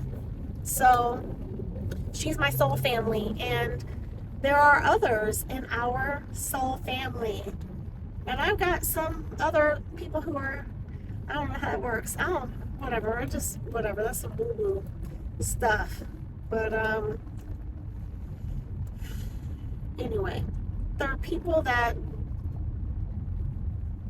you're just supposed to be with and know, and you're linked, you know, like sometimes and you know, maybe sometimes it's temporary. I remember I dated this one guy, and I would just know something was wrong with him, and I would just call him up.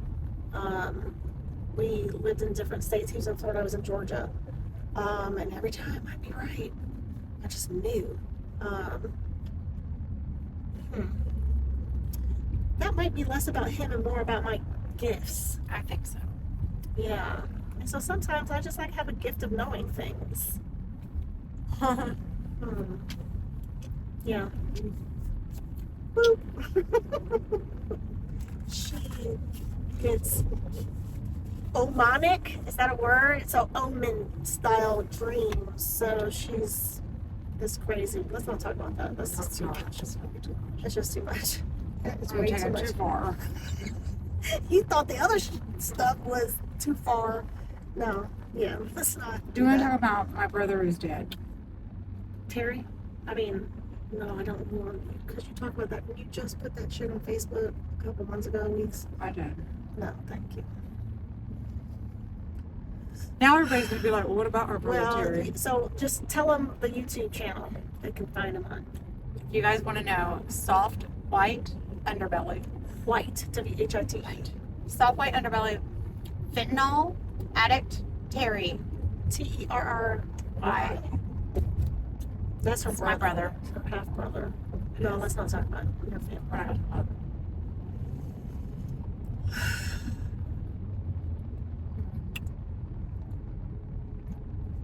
Should we talk about Courtney though? Because Courtney is still a prostitute.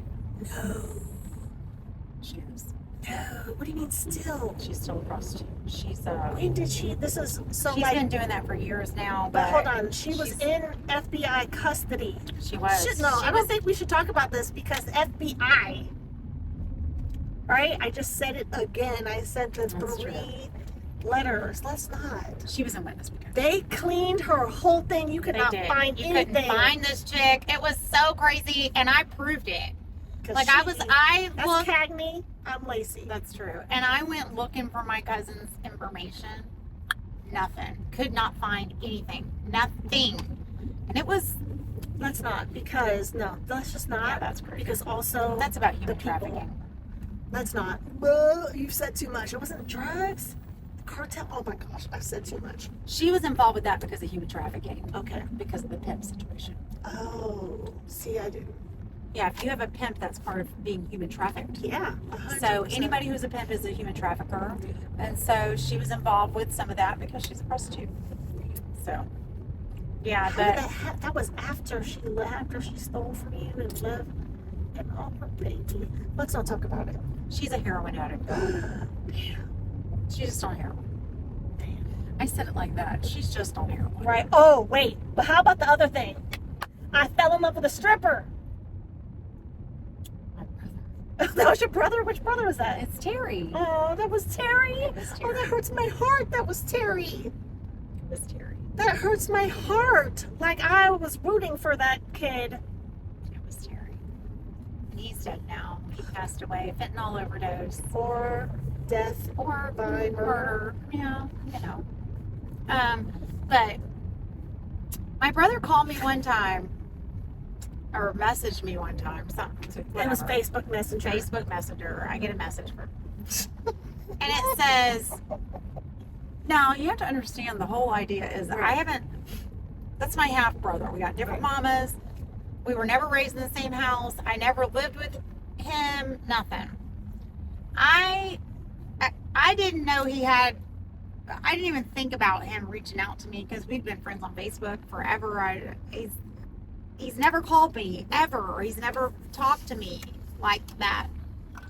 Out of the clear blue fucking sky one day, he says, "I hate our brother Gary."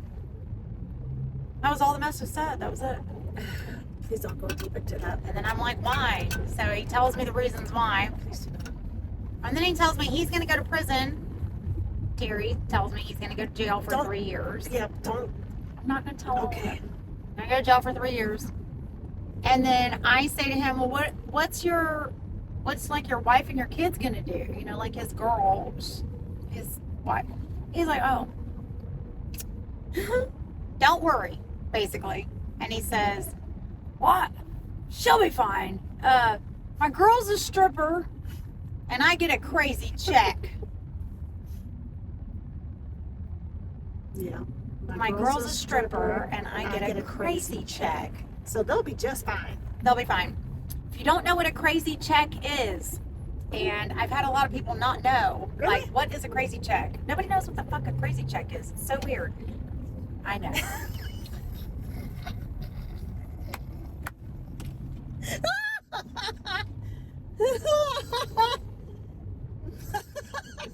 Do not crash us. I'm trying. Oh my gosh. Okay, so a crazy check is a check that you get for mental health issues that cause you the inability to work. So it could be, you know, in the extremes of whatever it is. But my brother was on disability for mental health and he gets a crazy check. Like money from the government for being crazy. Literally. And so she's gonna be just fine because she's a stripper and he gets a crazy check and to her.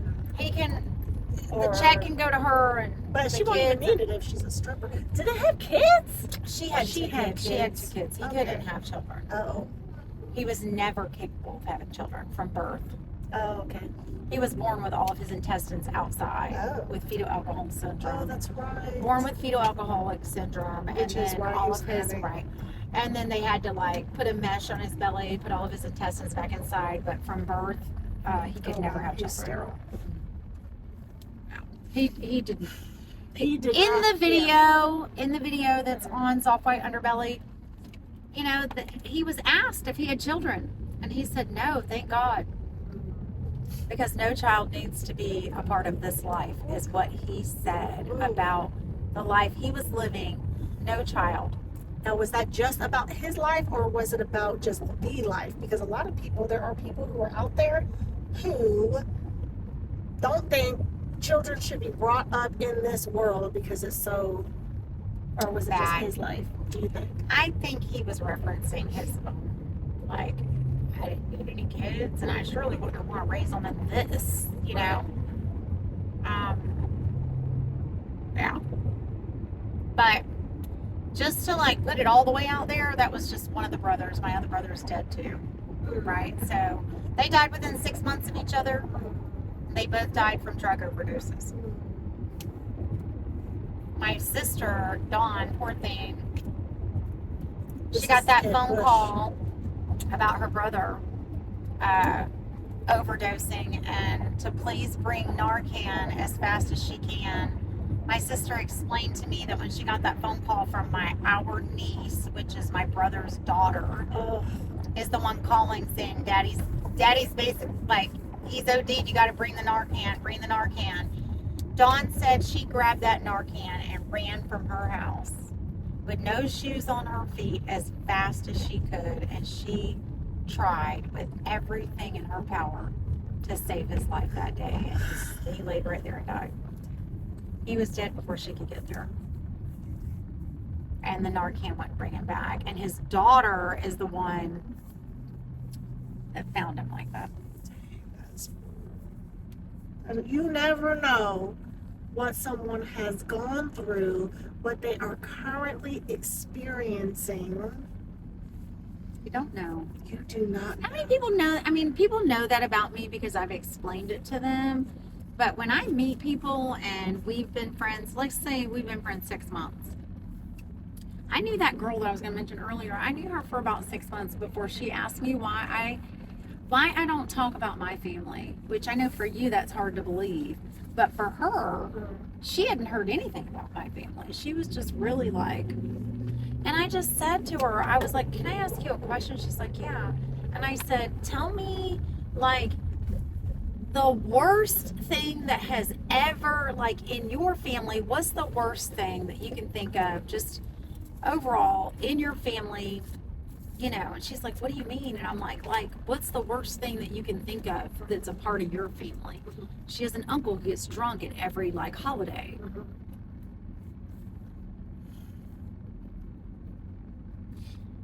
So when she said that, she was met with the look that you just saw on my face.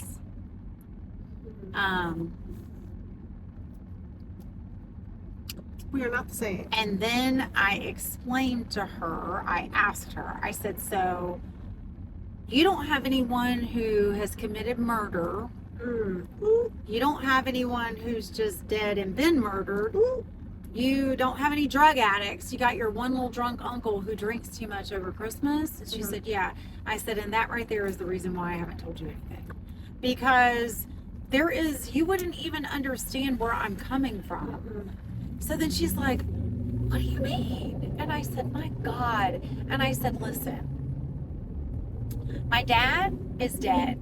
Pretty sure he was murdered. His brother is dead. Also Murdered. My brother is now dead, and he died of drug overdose. And my other brother is dead of a drug overdose. And my parents were fucked up beyond whatever I could even explain to this girl. Like, I'm the product of rape. She's trying everything in her power to get pregnant and have a baby. And I'm trying everything in my power to figure out what the fuck she's doing. You can't have a child. You're fighting like a dog to have one. You know, she's fighting to have a child where I had a mother who never wanted children. She could just get pregnant by rape. And now you got this other lady, like, it's confusing for me. You got one person who's dying to have a baby, and you got another person who doesn't want one who gets one. The person who does not want a child gets a baby, and the person who wants one doesn't get one. It's confusing. So I went on a tangent there. But my purpose of all of this is she did not have any comprehension at all about what, like, she was baffled. Like, she was just raised in she was not raised by wolves. She was raised by, like, in a family where, you know, like, at every gathering, it's so interesting because my cousin and I were talking about this. You know, like, when she goes to her husband's family gatherings, they don't have brawls. You know, like, they don't have shootouts at their gatherings. Yes, Christine is married, and Christine's husband, she goes to his gatherings. Okay. And she calls me to tell me how confused. She's like, it's really interesting, Michelle, when I go over to Aaron's, because when we go to his house for family functions, like, there's no fighting. Like, everybody gets along. the table is set and everybody's happy and people are laughing with each other and nobody fights. There's no fight. And she's confused. She is so confused. Is she scared because it's just like so safe that no, it's more like, damn, my shit was really fucked up. You know, like, and people they don't know because they never even saw a glimpse of the being raised by wolves mentality life of nightmare and abuse and drugs, and they never even saw a glimpse of that. Right. There's people who've never seen their mother have a crack pipe in their mouth. There's people who've never seen their father beat the fuck out of his wife. Pregnant Pregnant with wife. twins. That she lost both babies and her nose was this like sideways. You don't know that about me. You don't know that my eyes have seen all of that. You don't know. And you don't know it unless I tell you. And then for the people in the world who I have not told this to, and you've known me a long time, and oh my God, I had no idea. That's because you fucking don't understand. That's why. I haven't told you because you have zero comprehension for what the hell I even got to say. And I'm not trying to be funny, and I just know if you're raised in that type of lifestyle or environment, you're able to pick up on social cues and information and what people have experienced or not experienced. You can tell. I know if somebody is going to understand what's coming out of my mouth. I just know because I know if I say one thing, all I got to do is say one thing, and the look on the face in front of me tells me everything I need to know about what that person's life has looked like, whether they're going to understand what's coming out of my mouth, or they're going to be so far removed that they have no comprehension, or they're going to be so intrigued that they want to know everything because they are so baffled they cannot believe this, and please tell me the rest of this crazy ass fucking story. How many people are dead? Do you know what I mean? Like, How many people are dead? And how did they die? And then what from? And then what about my stepdad who blew his brains out in the front fucking yard? Like, really? I wasn't there, thank God, but it's the point. Like, you don't know what another person has seen. I didn't see that, but I did witness him threaten to shoot himself in the head outside. My mom run through the house and say, please don't shoot yourself in the front yard, shoot yourself in the backyard so nobody has to look at your fucking brains on the ground. You know, like, it's a different kind of life. No, I did not have any of that, but I am just her person, so I get to know all the things. Yeah. And I just see, it's like the tangent that I could go off on, you know, it's like, don't get me started. Like, don't get me started. And then that's why I struggle so much with all the pussyfooting around in this world. Mm-hmm. That's right. It's it makes sense. Yeah, because, and what do you mean you can't get up? What do you mean you can't get up? And go work? Fuck, what do you mean? Get up. What do you mean you can't keep a job? What do you mean you don't? What do you mean? I get it. I get it. Hard times. But I cannot understand. Like, it's hard for me to have comprehension knowing that I raised 2 kids basically by myself financially. You know what I mean? And you mean to tell me that we've got people out here that are sitting on the side of the road begging for money? I don't know what their story is. I don't. And I've been in a predicament where I felt like I needed to beg for money too. But you just fucking find a way. You just do. You go find a way. Sometimes that is the way. Whatever, I guess. Based on their capacity, their intellect, their whatever. It's right here. Oh, shit. That's going the wrong way. This way. I actually made a comment to somebody. I can honk too. It's so interesting. It is. It's like you can honk, I can honk too. Look, you honk, I use my honk, we all honk. blinker. I wasn't even all the way out of the lane when I Right. got back in my lane. Yeah, it's all good. Like, buddy, Um, slow your roll. I had a conversation with someone recently, and I told that person, if you had to, you would be on the side of the road with a cardboard sign. You would do that if you had to. I'm gonna need you. You're gonna need yourself to. Everybody needs to be able to do the hard things. I can do hard things. So I'm going to leave the I can do hard things with this. I sat in the center of my bed inside that house over there, and I played my mantra song. And it is literally my song, and thank God this woman wrote it, because I'm pretty sure she doesn't know me, but I'm pretty sure she wrote it out of my brain. It's written as if I wrote it. And I'm going to play it. And Can you? Are you loud? Is it? Dude. It's called I Can Do Hard Things, and it's by Jennifer Nettles, also known as Sugarland. And so I'm going to give a preface out to that, and I'm giving a shout out to it, and I don't know, but I'm going to play it for you. No. Go ahead. Okay, so how about can you just pull up the lyrics, Oh, yeah. please? Because I don't need to. Okay. I got to figure out how to. There's a thing at the bottom of the quotation on the left side. There it is. Okay.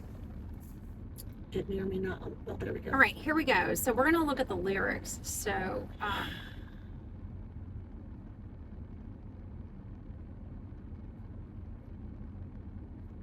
whatever.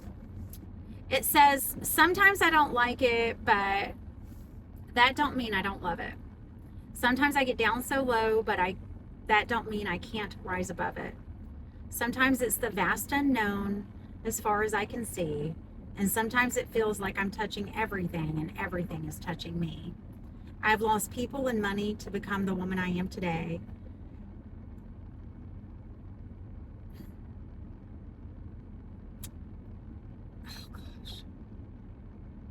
I've lost people and money to become the woman I am today, and I'll still be becoming tomorrow. Like the woman I'll still be becoming tomorrow. Maybe losing, but still choosing her anyway. It's a lot to look at all that I've got. It's a lot to see who I am and I'm not. But I can laugh and I can love and I can dream and I can do hard things. I look at my baby.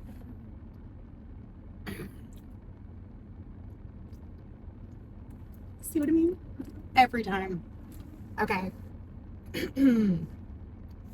I look at my baby.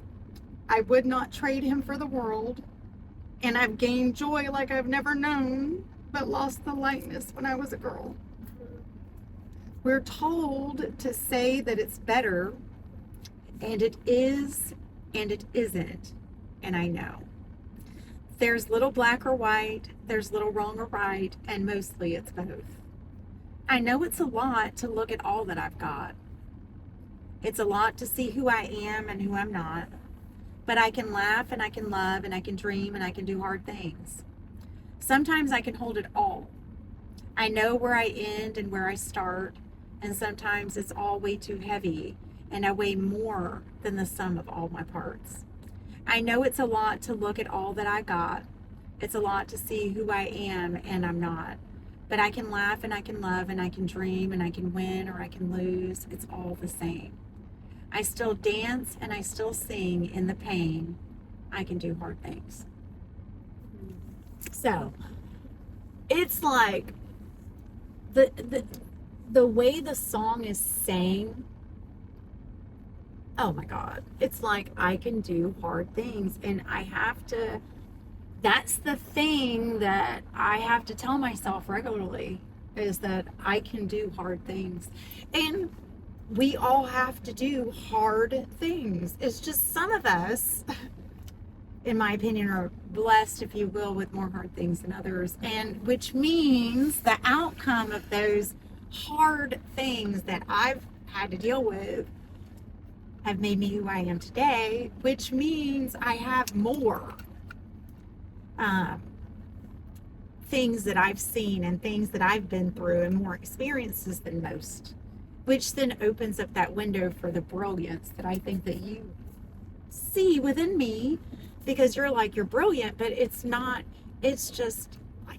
It's life has thrown me whatever it is. And I've had to learn from all of it, which then if you've had to learn from all of that, you learn to be brilliant because you either become brilliant or die. Right.